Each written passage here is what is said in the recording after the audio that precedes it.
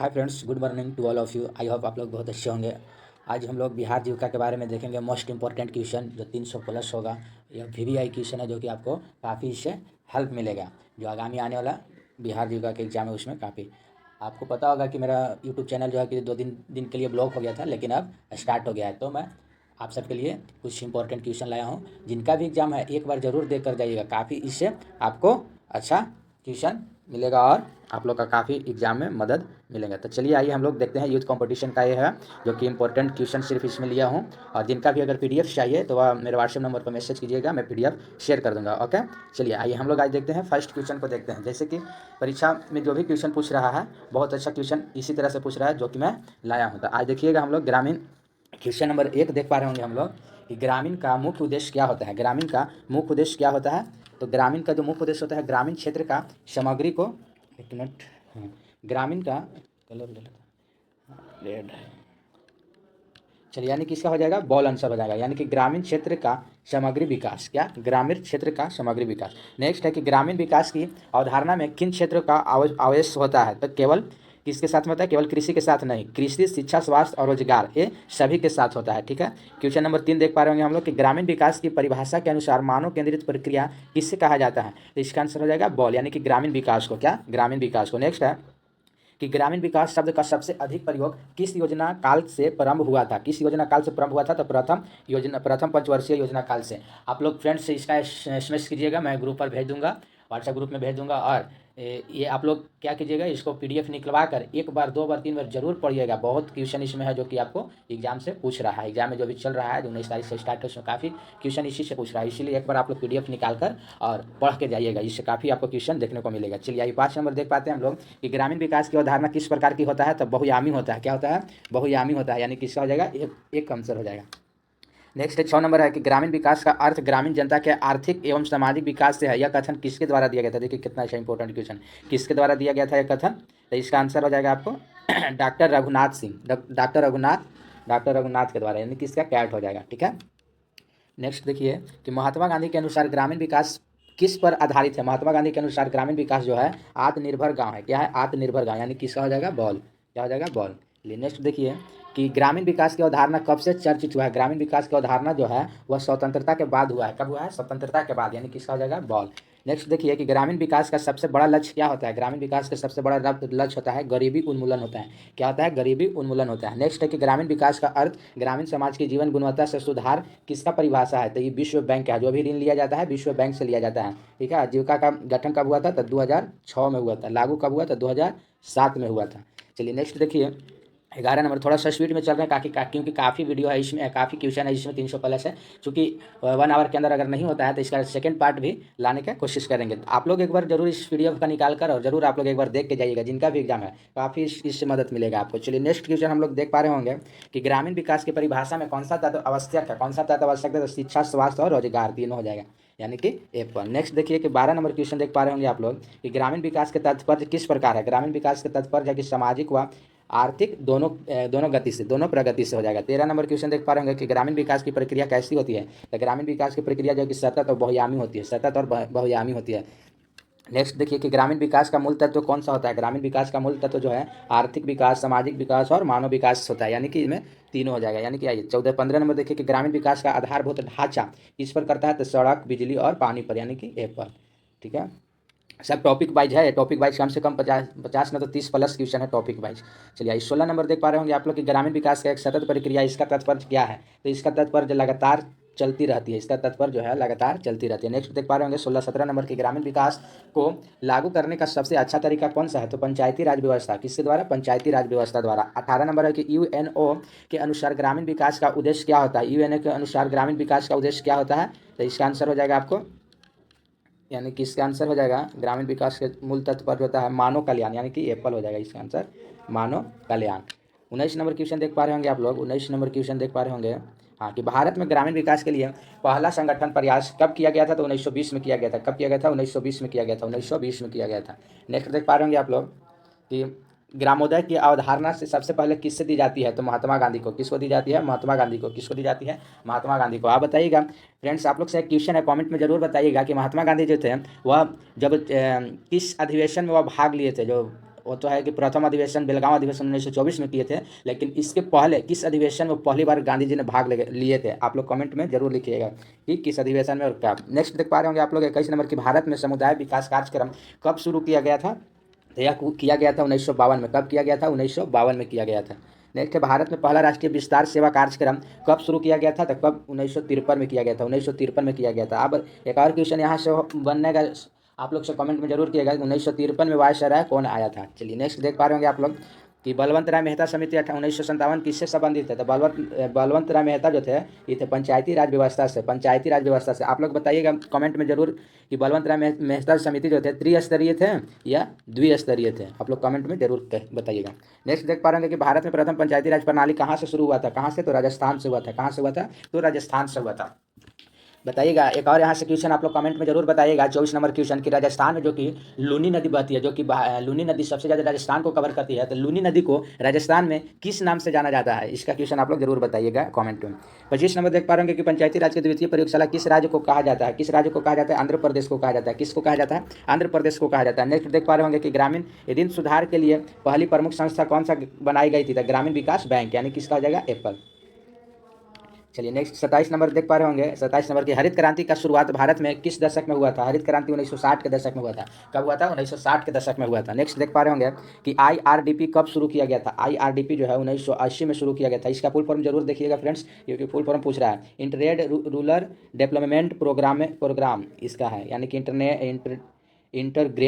Integrate rural development programme, इसका full form है। आप लोग देख लीजिएगा। 29 नंबर है, त्रिस्तरीय पंचायती, देखिए इसी में आगे, त्रिस्तरीय पंचायती राज व्यवस्था किस समिति से है? तो बलवंत राय मेहता समिति। जो आप लोग को क्वेश्चन दिए थे ये है त्रिस्तरीय। द्विस्तरीय बताइएगा आप लोग कौन सा है? सरकारी आंदोलन भारत में कब शुरू किया गया था? तो 1904 में किया गया था। कब किया गया था? 1904 में किया गया था। और 1904 में जो हुआ था बंगाल विभाजन हुआ था। बंगाल विभाजन हुआ था। बताइएगा छोटा डेट के अनुसार, बताइएगा कि छोटा डेट बताइएगा बंगाल विभाजन कब हुआ था? कमेंट में बताइएगा बंगाल विभाजन कब हुआ था छोटा डेट के साथ। आइए नेक्स्ट देख पा रहे होंगे कि ICDS कब शुरू किया गया था? इस कब किया गया था? तो 1975 में किया गया था। कब किया गया था? 1975 में किया गया था। इसका फुल फॉर्म देख लीजिएगा, इंटरग्रेट चाइल्ड डेवलपमेंट सर्विस, इसका फुल फॉर्म एक बार देख लीजिएगा। 32 नंबर के, ग्रामीण गरीब उन्मूलन के लिए गरीब रेखा की अवधारणा कब लागू किया गया था? तो 1978 में किया गया था। कब किया गया था? 1978 में किया गया था। नेक्स्ट देख पा रहे होंगे 33 नंबर है कि स्वर्ण जयंती ग्राम स्वरोजगार योजना कब शुरू किया गया था? कब शुरू किया था? तो 99 में किया था। 1999 में किया गया था। 1999 में। नेक्स्ट देख पा रहे होंगे आप लोग 34 नंबर क्वेश्चन। 34 नंबर क्वेश्चन देखिए कि राष्ट्रीय ग्रामीण स्वास्थ्य मिशन कब शुरू किया गया था? राष्ट्रीय ग्रामीण स्वास्थ्य मिशन 1905 में शुरू किया गया था। कब किया गया था? 1905 में किया गया था। 1906 में जीविका का गठन हुआ था, 7 में लागू किया गया था। भारत में मनरेगा आ गया। मनरेगा कब शुरू किया गया था? तो 2006 में शुरू किया गया था। कब शुरू किया गया था? 2006 में किया गया था।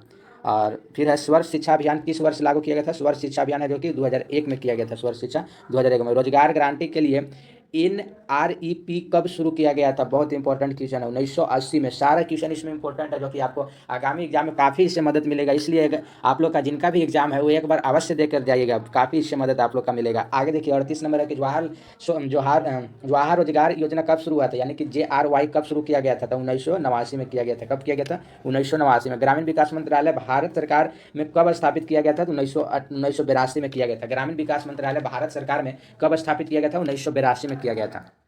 नेक्स्ट देख पा रहे होंगे आप लोग 40 नंबर क्वेश्चन की, राष्ट्रीय ग्रामीण आजीविका मिशन कब शुरू किया गया था? तो 2011 में किया गया था। कब किया गया था? 2011 में किया गया था। 2011 में। नेक्स्ट देख पा रहे होंगे आप लोग 41 नंबर क्वेश्चन की, ग्रामीण रोजगार के लिए TRYSEM कब शुरू किया गया था? तो 1979 में किया गया था। 1979 में, यानी कि एप्पल आंसर हो जाएगा। प्रधानमंत्री ग्रामीण सड़क योजना कब शुरू किया गया था? ये भी इंपॉर्टेंट क्वेश्चन है, जो कि 2000 में किया गया था। कब किया गया था? 2000 में किया गया था। नेक्स्ट देख पा रहे होंगे कि श्री निकेतन परियोजना किसके द्वारा शुरू किया गया था? तो ये रविंद्रनाथ टैगोर के द्वारा किया गया था। रविंद्रनाथ टैगोर के द्वारा किया गया था। रविंद्रनाथ टैगोर के द्वारा। नेक्स्ट देख पा रहे होंगे 44 नंबर के, सूर्योदय आंदोलन किस नाम से जुड़ा है? सूर्योदय आंदोलन जो है कि विनोबा भावे के नाम से जुड़ा है। किसके नाम से? विनोबा भावे के नाम से।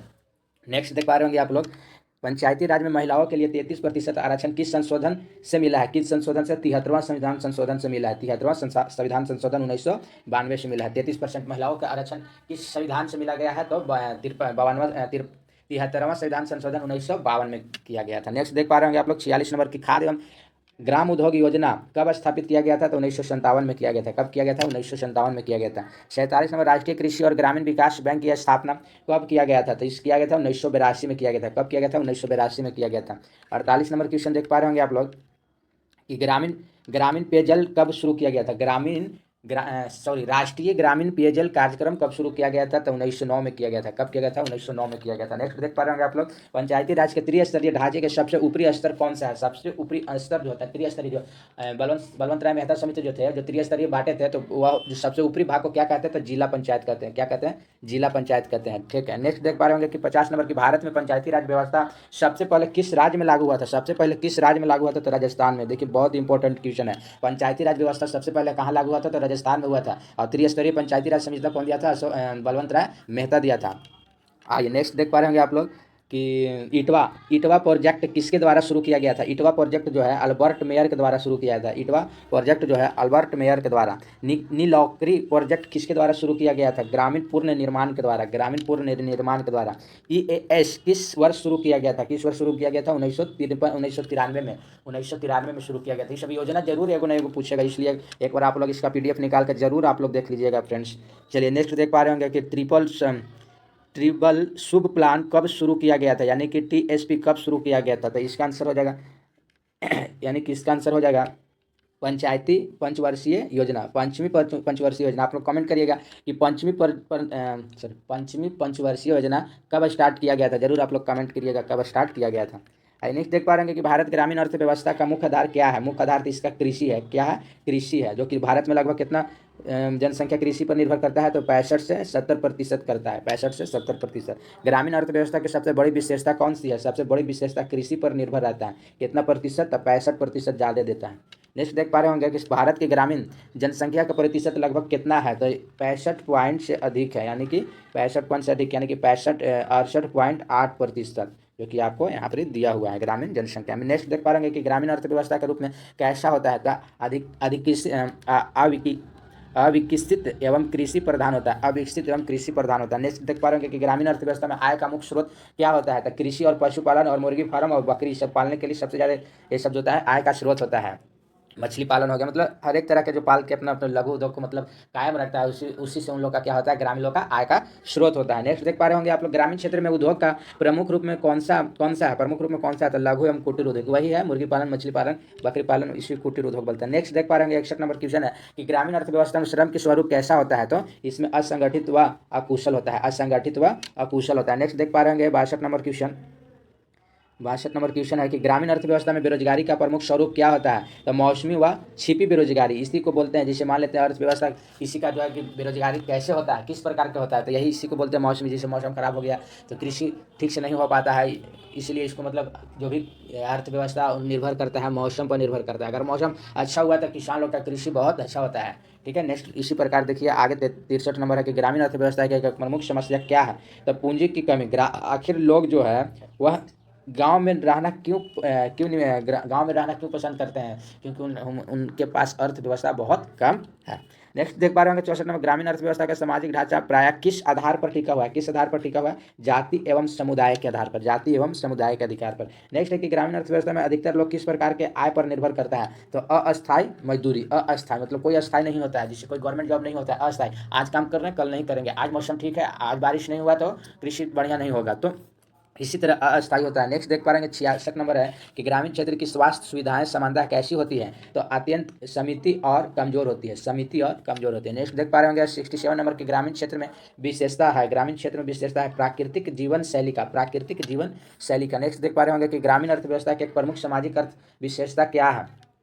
तो इसका हो जाएगा आपको हो जाएगा कौन सा? तो आत्मनिर्भर और पारंपरिकता। आत्मनिर्भर और पारंपरिकता। नेक्स्ट देख पा रहे होंगे कि ग्रामीण अर्थव्यवस्था में रोजगार का स्वरूप कैसा होता है? तो इसका होता है मौसमी। अभी बताया मौसम ठीक रहेगा तो उसका अर्थव्यवस्था और रोजगार बहुत अच्छा रहेगा। नेक्स्ट देख पा रहे होंगे 70 नंबर की ग्रामीण क्षेत्र में आय का स्तर कैसा होता है? तो आय का स्तर बहुत कम होता है। ग्रामीण लोग के पास क्या होता है? आय का स्रोत जो है कि बहुत कम होता है। नेक्स्ट देख पा रहे होंगे आप लोग 71 नंबर क्वेश्चन देख पा रहे होंगे, ग्रामीण अर्थव्यवस्था की असमानता के आधार के कारण क्या है? तो इसमें भूमि की समान बंटवारा और शिक्षा में असमानता और अवसरों में कमी, यानी किसका हो जाएगा? डॉग्स का भी हो जाएगा। नेक्स्ट देख पा रहे होंगे 72 नंबर क्वेश्चन है कि ग्रामीण विकास योजनाओं के कार्यान्वयन की निगरानी कैसे की जाती है? तो पंचायती राज संस्थाएं द्वारा की जाती है। नेक्स्ट 73 नंबर की ग्रामीण महिला सशक्तिकरण हेतु कौन सा कार्यक्रम चलाया गया था? तो इसका चलाया गया था राष्ट्रीय ग्राम आजीविका मिशन। राष्ट्रीय ग्राम आजीविका मिशन। नेक्स्ट 74 नंबर क्वेश्चन देख पा रहे हैं आप लोग 74 नंबर क्वेश्चन है कि ग्रामीण गरीब उन्मूलन के लिए पारंपरिक समय कौन कौन सी योजना लाई गई है? तो IRDP, कौन सा? IRDP, इसी के उद्देश्य, इसी का जो है कि गरीबी उन्मूलन योजना लाया गया है। नेक्स्ट देख पा रहे होंगे आप लोग कि किसानों को सीधी आय सहायता देने वाली योजना कौन सा है? तो PM किसान सम्मान निधि, PM किसान सम्मान निधि कब शुरू किया गया था फ्रेंड्स? 2019 में शुरू किया गया था।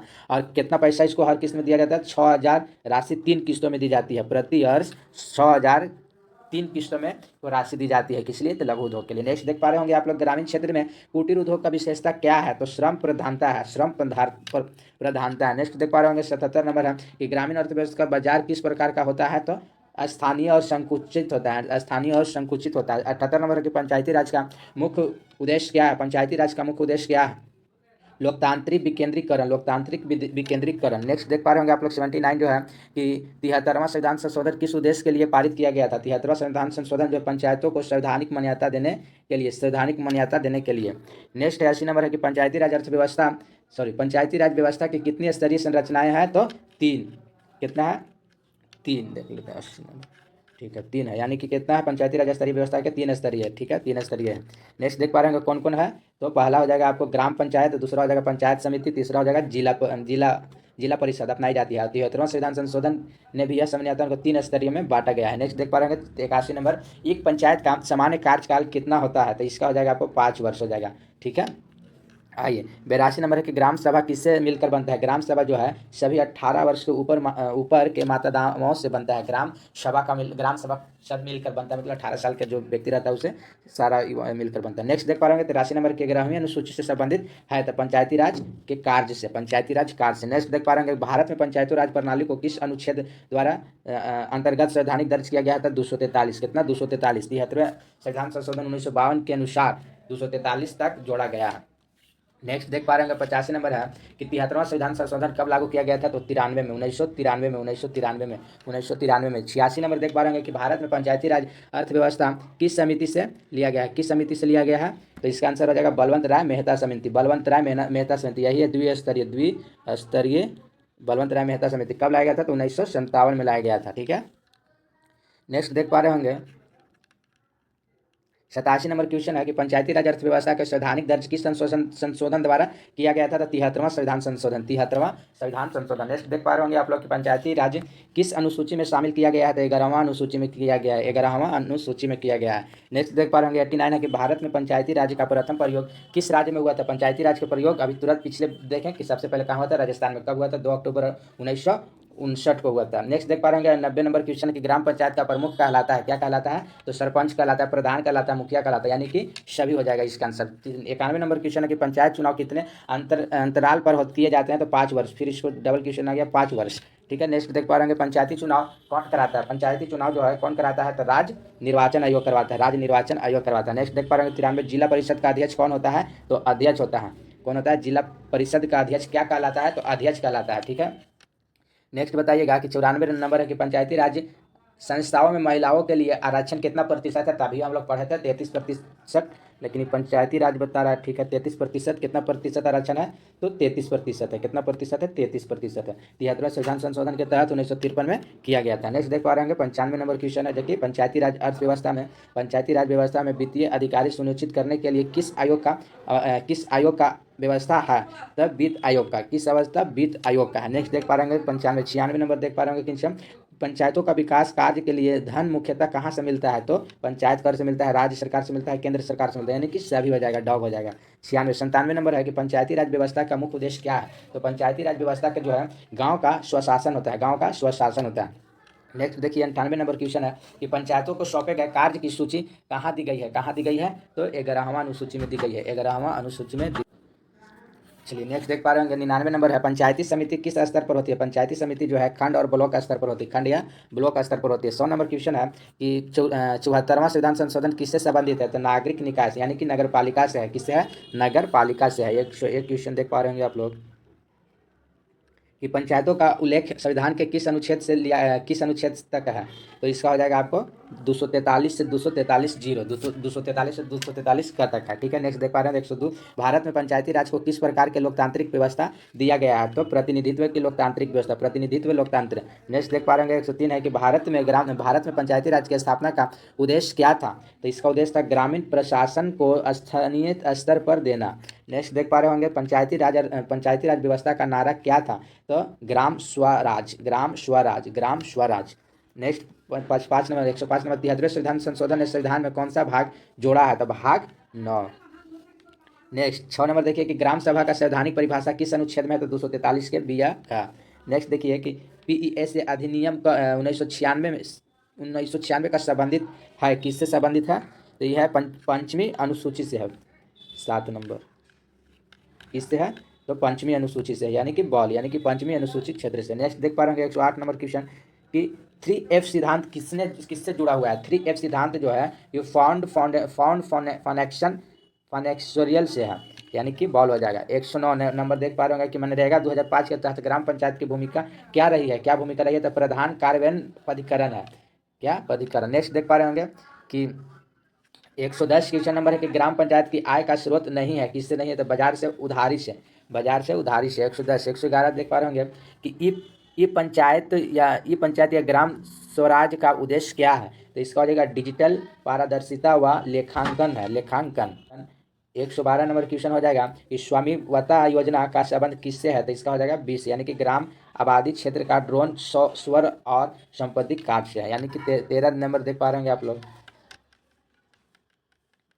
पंचायती राज के परिक्षेप में शक्तिकरण का अंतिम मिल किसे दर्शाता है? किससे दर्शाता है? ग्राम सभा व नागरिक की भागीदारी से दर्शाता है। 104 नंबर है कि योजना एकीकरण के लिए पंचायतों किस स्तर पर सहायता करती है? तो इसका हो जाएगा ग्राम, मध्य, जिला तीनों स्तर पर, ग्राम, मध्य, जिला और तीनों स्तर पर। 115 नंबर है कर न्याय के संदर्भ में पंचायतों क्या कर सकता है? क्या कर सकता है? तो इसका हो जाएगा आपको, यानी कि संपत्ति का अध्ययन स्वर सरल भुगतान प्रणाली अपील तंत्र, यानी कि बॉल हो जाएगा इसका आंसर।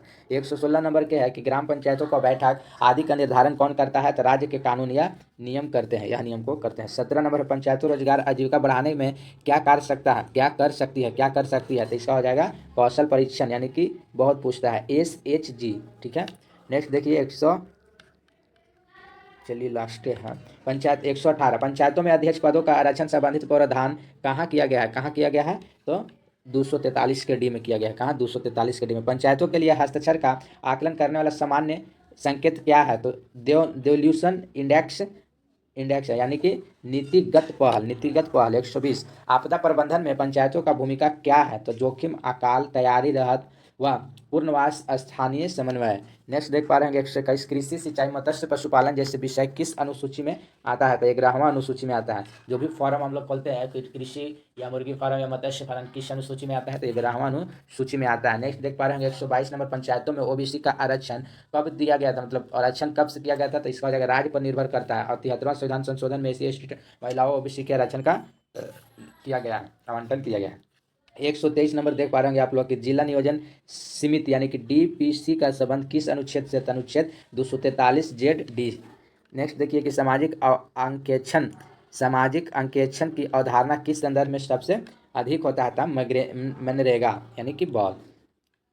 25 नंबर देखिए क्वेश्चन, जिला स्तर पर पंचायती संस्था जो है जिला परिषद कहलाता है। क्या कहलाता है? जिला परिषद कहलाता है। भारत में पंचायती राज व्यवस्था के लिए द्विस्तरीय प्रणाली का अनुशासन किसे दिया जाता है? तो पीछे पढ़े अशोक मेहता समिति। एक बार इसको जरूर पढ़िएगा, क्योंकि बहुत क्वेश्चन रिपीट भी होगा, बहुत क्वेश्चन आप लोग जान भी रहे होंगे। अभी आगे और चलेंगे तो जीविका के बारे में भी लगभग 100+ क्वेश्चन करेंगे, अभी आगे और होगा। 27 नंबर देखिए कि राज्य निर्वाचन आयोग पंचायत चुनाव किस अनुच्छेद के तहत होता था? 243 के।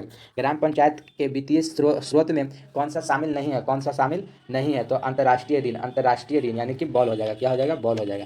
नेक्स्ट देखिए कि जिला योजना समिति से संबंधित अनुच्छेद कौन सा है? 243 ZD है, जिला। 30 नंबर है कि ग्रामीण विकास के भविष्य में पंचायती राज संस्थाओं की सबसे बड़ी भूमिका क्या होता है? सबसे बड़ी भूमिका है स्थानीय स्तर पर आत्मनिर्भर विश्वास। 113 नंबर क्वेश्चन है कि डिजिटल इंडिया कार्यक्रम पंचायती राज संस्थाओं के भविष्य को किस प्रकार प्रभावित करता है? ई गवर्नेंस और पारदर्शिता बढ़ाएगा। इससे क्या कैट हो जाएगा इसका। नेक्स्ट देखिएगा 32 नंबर की, भविष्य में पंचायत की सफलता का मुख्य आधार क्या होता है? तो तकनीकी नवाचार और सहभागिता होता है। नेक्स्ट देख पा रहे होंगे 33 नंबर, ग्रामीण विकास में भविष्य में कौन सा क्षेत्र सबसे महत्वपूर्ण है? कौन सा क्षेत्र सबसे महत्वपूर्ण है? तो कृषि एवं कौशल विकास, कृषि एवं कौशल विकास। नेक्स्ट 34 नंबर, भविष्य में पंचायतों की वित्तीय संदृढ़ता को लिए सबसे आवश्यक कदम कौन सा होता है? सबसे आवश्यक कदम जो है स्थानीय कराधान और वित्त आयोग के अनुसार लागू करना, यानी कि इसका हो जाएगा बॉल हो जाएगा। नेक्स्ट 35 नंबर है कि ग्रामीण विकास के लिए पंचायती राज का भविष्य किसके बारे में सबसे अधिक जुड़ा हुआ है? तो गांव की सरकार, गांव के द्वारा जुड़ा गया है, एप्पल हो जाएगा 34। ये 36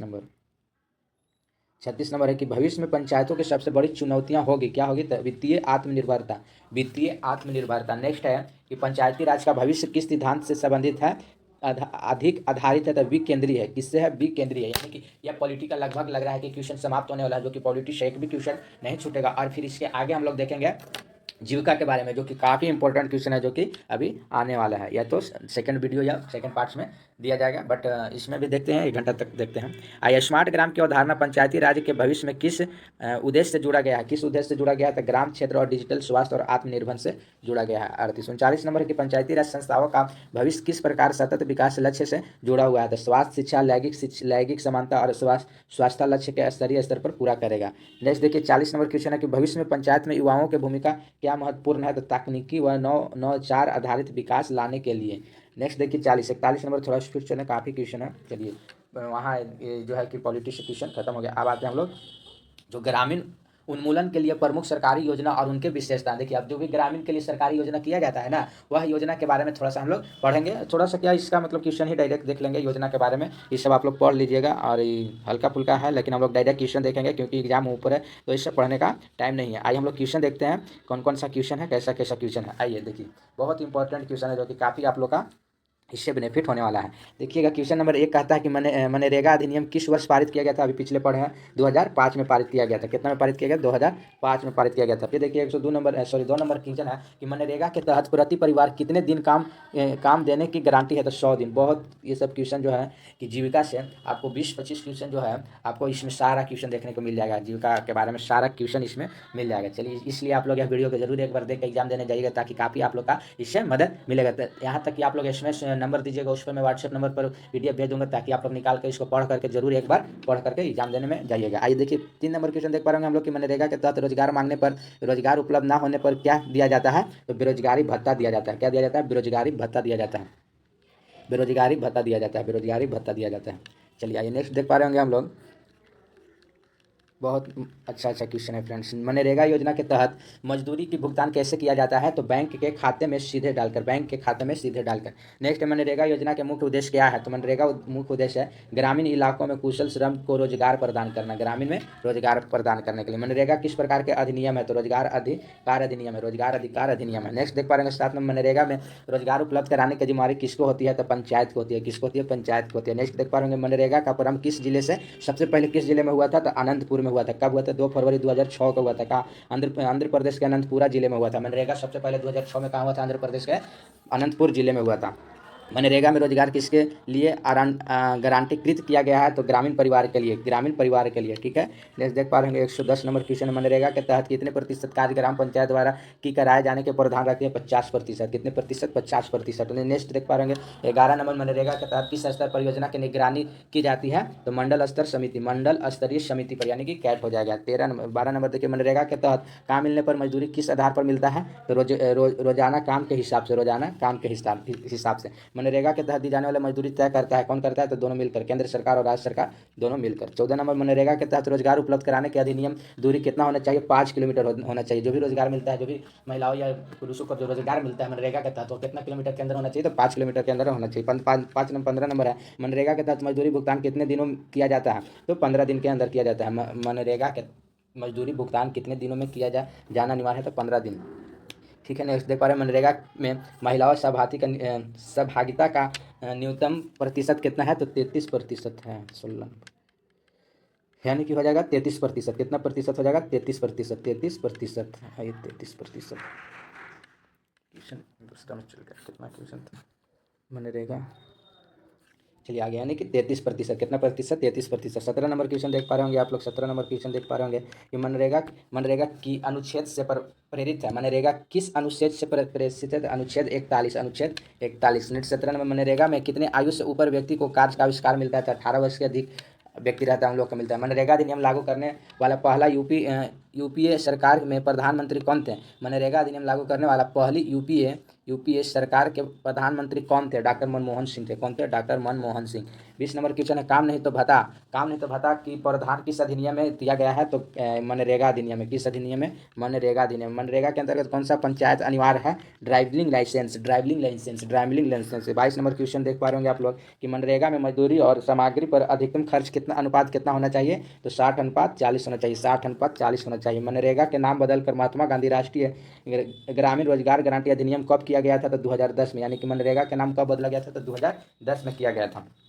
नेक्स्ट है, मनरेगा के अंतर्गत कौन सा कार्य प्राथमिकता में आता है? कौन सा कार्य प्राथमिकता में आता है? जल संरक्षण व भूमि संरक्षण। जल संरक्षण और भूमि संरक्षण काफ़ी इंपॉर्टेंट क्वेश्चन है फ्रेंड। इसको वीडियो को 2 बार 3 बार देखिएगा, या तो आप पीडीएफ को निकाल कर जरूर 2 से 3 बार पढ़कर एग्जाम में बैठिएगा, काफ़ी इससे मदद मिलेगा। या तो वीडियो को 2 से 3 बार जरूर देखिएगा, काफ़ी इससे आप लोग का मिलेगा। आप लोग मैसेज कीजिएगा जरूर, मैं आप लोग का यहाँ पीडीएफ देने का प्रयास करूँगा। 25 नंबर क्वेश्चन देख पा रहे होंगे आप लोग, मनरेगा योजना के सामाजिक अंकेक्षण की जिम्मेदारी किससे मिलती है? तो इससे मिलती है ग्राम सभा से मिलती है। किससे मिलती है? ग्राम सभा से मिलती है। मनरेगा की निधि किस खाते में जमा होती है? किस खाते में? केंद्रित समेकित कोष में। केंद्रित समेकित कोष में होती है। 27 नंबर क्वेश्चन देख पा रहे होंगे कि मनरेगा में शिकायत निवारण की व्यवस्थाओं किस स्तर पर किया जाता है? अगर मनरेगा के तहत हमको शिकायत करना है तो किस स्तर पर हम करेंगे? तो हो जाएगा ग्राम स्तर पर, ब्लॉक स्तर पर, जिला स्तर पर, यानी कि सभी स्तरों पर हम शिकायत इसके बारे में कर सकते हैं। नेक्स्ट देख पा रहे होंगे हम लोग 28 नंबर है कि मनरेगा में प्रत्येक जिले के लिए कौन सा इकाई नोडल एजेंसी होती है? तो जिला परिषद होती है। क्या होता है? जिला परिषद होता है। नेक्स्ट देखिए 29 नंबर, मनरेगा के अंतर्गत सबसे अधिक धन किस पर खर्च होता है? तो आपको मजदूरी पर खर्च होता है। एप्पल हो जाएगा। नेक्स्ट 30 नंबर है कि मनरेगा का सीधा लाभ किससे मिलता है? तो ग्राम गरीबी मजदूर से मिलता है। 31 नंबर क्वेश्चन है कि निम्नलिखित में से मनरेगा का उद्देश्य नहीं है? तो एक वित्तीय वर्ष में 100 दिन तक कुशल श्रम प्रदान यह नहीं होगा, लेकिन उत्पादन, कृषि का निर्माण, जीविका निश्चितता का लाभ, महिलाओं का संरक्षण सुनिश्चित करना, वो सब होता है। आइए हम लोग मनरेगा के बारे में हम लोग इस क्वेश्चन देख पाए और काफ़ी बहुत अच्छा क्वेश्चन था। नेक्स्ट देखिए चलिए अब हम लोग पढ़ते हैं दीनदयाल अंत्योदय योजना राष्ट्रीय ग्राम आजीविका मिशन। इसमें जो है कि बहुत ही क्वेश्चन, इससे भी क्वेश्चन काफ़ी रहता है, हम लोग पढ़ेंगे। चलिए इसके बारे में तो देख लीजिएगा आप लोग पूरा, इसका क्वेश्चन सिर्फ हम लोग देखते हैं।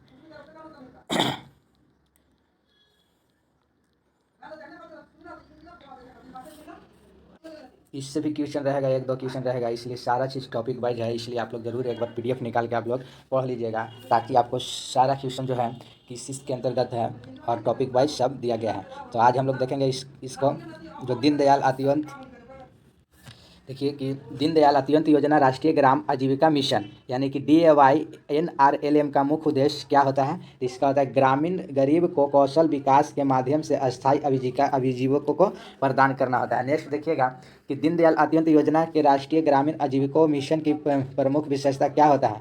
तो यह होता है, यह राज्य की अपनी विशिष्ट गरीबी उन्मूलन कार्य योजना बनाने के लिए मांग आधारित दृष्टिकोण होता है।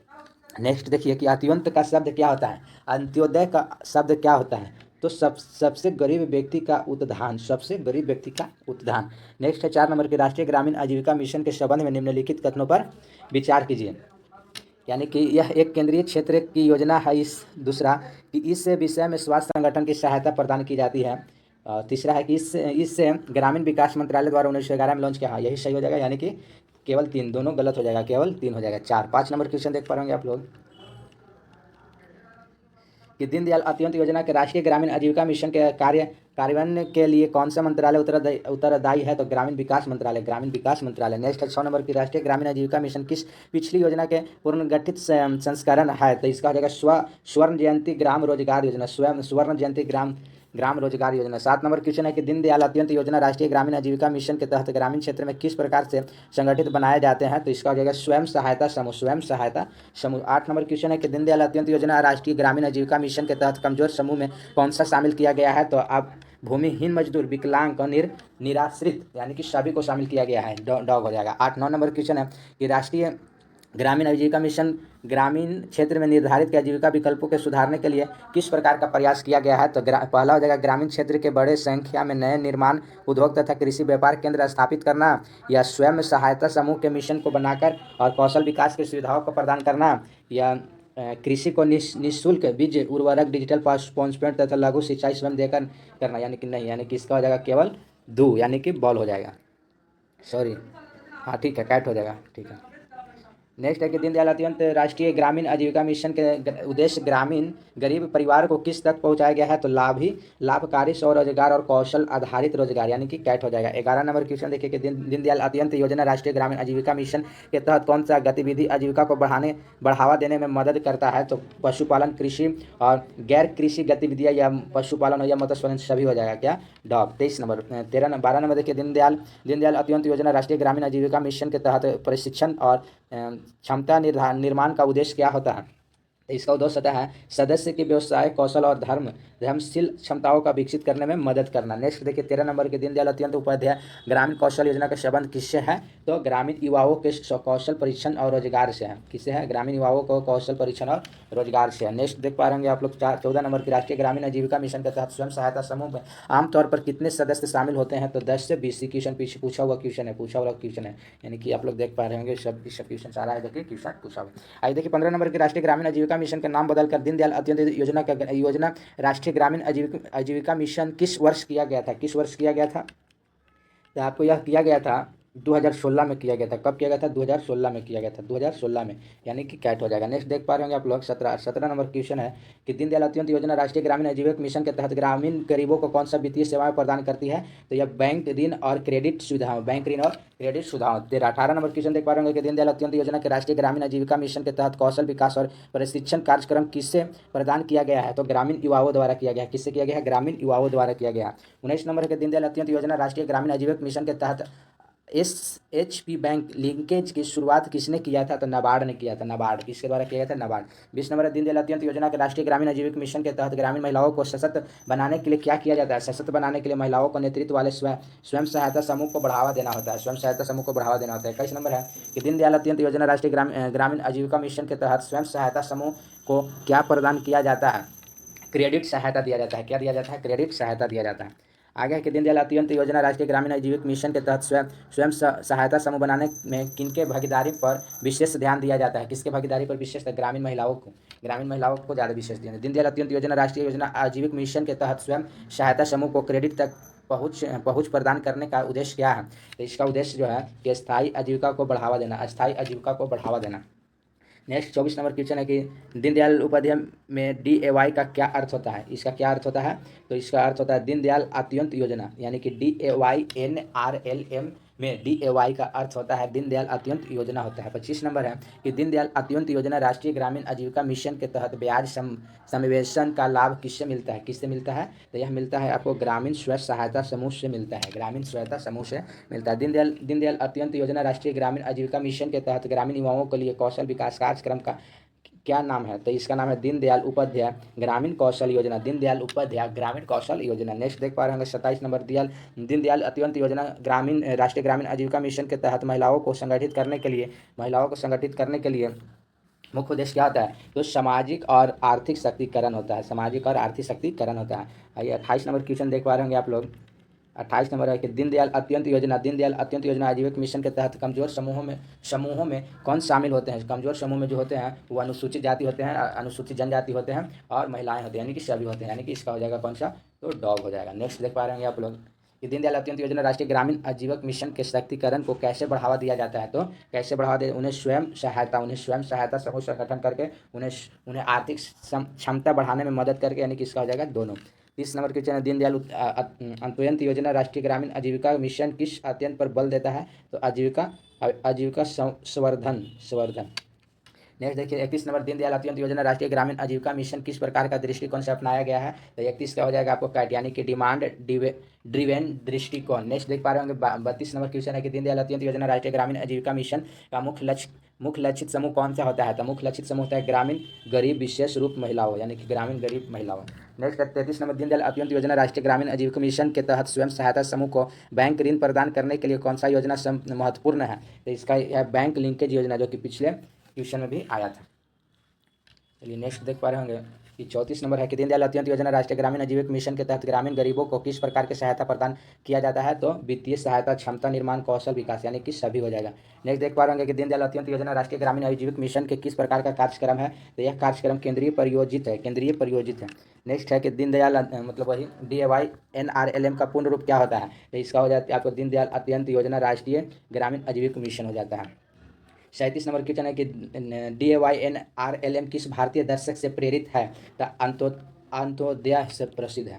नेक्स्ट देखिए 38 नंबर है कि दीनदयाल अंत्योदय योजना राष्ट्रीय ग्रामीण आजीविका मिशन के तहत गठित स्वयं सहायता समूह की प्राथमिकता क्या होता है। तो ग्रामीण महिलाओं को सामाजिक और आर्थिक सशक्तिकरण प्रदान करना। नेक्स्ट है 39 नंबर, सामान्य राज्य के लिए DAY-NRL के तहत केंद्रीय और राज्य सरकार के बीच वित्तीय पोषण का क्या अनुपात होना चाहिए। तो 40 अनुपात कितना होना चाहिए, 60/40 होना चाहिए। बहुत 40 नंबर क्वेश्चन है दीनदयाल अंत्योदय योजना राष्ट्रीय ग्रामीण आजीविका मिशन पूर्वोत्तर राज्य के महिलाओं राज्य के लिए केंद्र और राज्य के वित्त पोषण का अनुपात कितना होना चाहिए। तो 90/10 होना चाहिए। यानी कि दीनदयाल अंत्योदय योजना राष्ट्रीय ग्रामीण आजीविका मिशन यानी कि ग्रामीण आजीविका मिशन के लिए आएगा 90/10 हो जाएगा और नहीं हो जाएगा 60/40। चलिए तो हम लोग मोस्ट इंपॉर्टेंट क्वेश्चन देख लिए। अब देखते हैं प्रधानमंत्री आवास योजना ग्रामीण यानी कि PMY, इसके तहत भी क्वेश्चन रहता है। सब सारा टॉपिक बाई टॉपिक है, इसलिए लगभग 1 घंटा हो गया है। तो हम लोग ने इसका और जब भी क्वेश्चन है तो हम लोग देखेंगे नेक्स्ट वीडियो में हम लोग देखेंगे पार्ट 2 में देखेंगे। पेज नंबर कितना तक हम लोग का हो गया है देख लेते हैं। पेज नंबर क्वेश्चन जो है 386, यानी कि नेक्स्ट वीडियो में हम लोग 386 से चलेंगे। नेक्स्ट वीडियो में 386 से चलेंगे। ये वीडियो या PDF निकाल के जरूर आप लोग पढ़ लीजिएगा फ्रेंड, काफ़ी इससे आपको मदद मिलेगा। और एग्जाम देने से पहले आप लोग एक बार जरूर पढ़ के जाइएगा ताकि आपको मदद इससे मिलेगा। इसका डिस्क्रिप्शन में नंबर दे देंगे व्हाट्सएप में, उस पर SMS कीजिएगा, सारा PDF हम भेज देंगे और आप लोग जरूर पढ़ लीजिएगा। और आप लोग लाइक सब्सक्राइब जरूर कीजिएगा, कमेंट जरूर कीजिएगा कैसा वीडियो है, क्योंकि इससे मोटिवेट मिलता है और वीडियो बनाने के लिए। इसलिए कमेंट आप लोग जरूर कीजिएगा और लाइक सब्सक्राइब जरूर कीजिएगा। अच्छा लगे तो शेयर जरूर करिएगा। थैंक यू फ्रेंड्स, धन्यवाद।